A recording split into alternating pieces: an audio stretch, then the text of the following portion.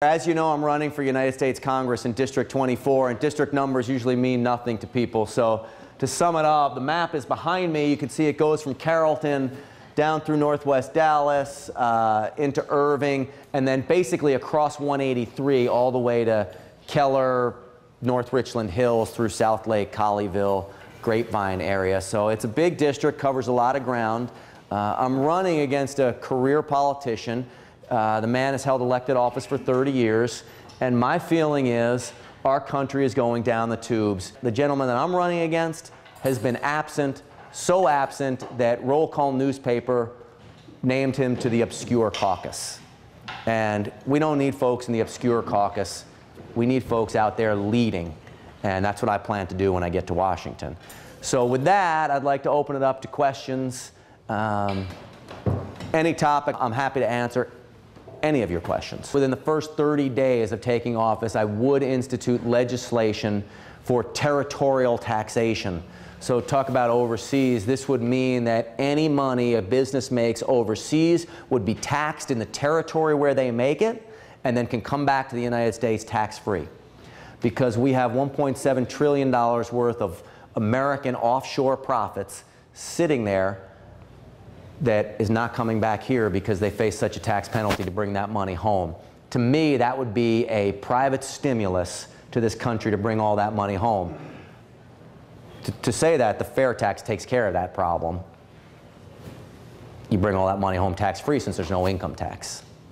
So. Just to clarify, would you be a co-sponsor of the fair tax bill, which is H.R. 25, presently in the House Ways and Means Committee? I would, absolutely, I would. Yeah, and I would fight to get it through with tooth and nail. I firmly believe that is the key to all our problems, 100%. But I also do have common sense. It may take a little bit to get there.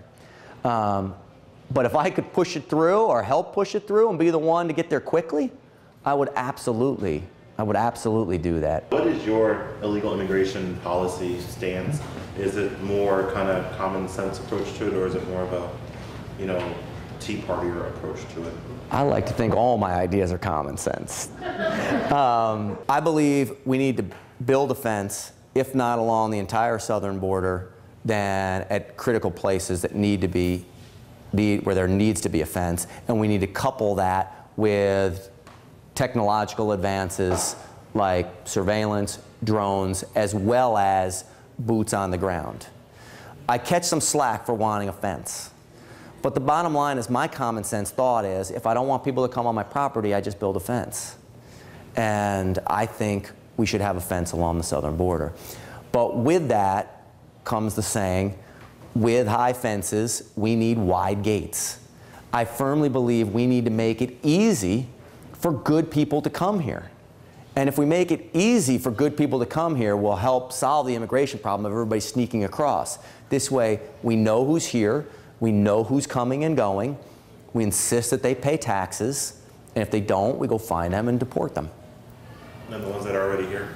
The bottom line is, until you seal off the borders, you can't really come up with an immigration policy that'll work until those borders are completely sealed. Because what happens is, as soon as you go round up everybody and deport them back, well, now you have a new set. So now what do?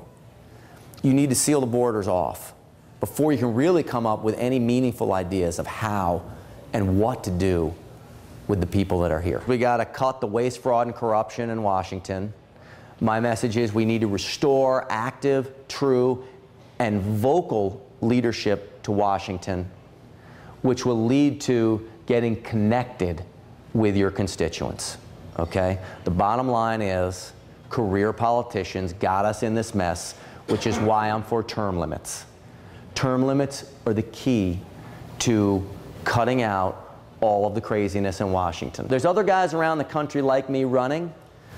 For me, it was great to hear Roll Call newspaper in Washington, D.C. call my race one of only 7 credible primary threats to a Republican incumbent in the nation. To answer your question, Kenny Marchant has declined to debate me, and I believe the folks have an obligation to hear their elected leaders talk and debate the issues, so you all can make an informed decision.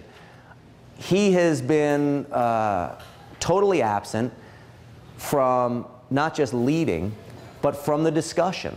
When the debt ceiling crisis was going on before the summer and into the summer, he did not hold one town hall meeting. You have to be engaged and active with the people if you want to represent them.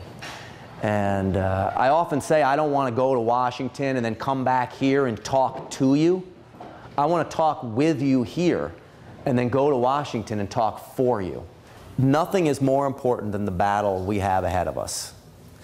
And it's not just a battle for the presidency and controlling the Senate, but it's also the House and it's our state house. We need folks with conservative values who are willing to stand up for what they believe in. And the best part about running for Congress is that I firmly believe we can turn it around. Great generations have turned it around before. My grandfather was a Marine like Joe and your buddy, was on Guadalcanal and served in the South Pacific and came back to this country and it was going down the tubes just like now. And that generation turned it around and built this country into the greatest nation in the world. And there's no reason why we can't do the same thing. I know it looks bad, but I promise you, if we send fighters to Washington, we can turn it around. Bottom line is we have to. There's no alternative. So that's what I plan to do. With that, I thank you for coming. This video was paid for by Stinchfield for Congress.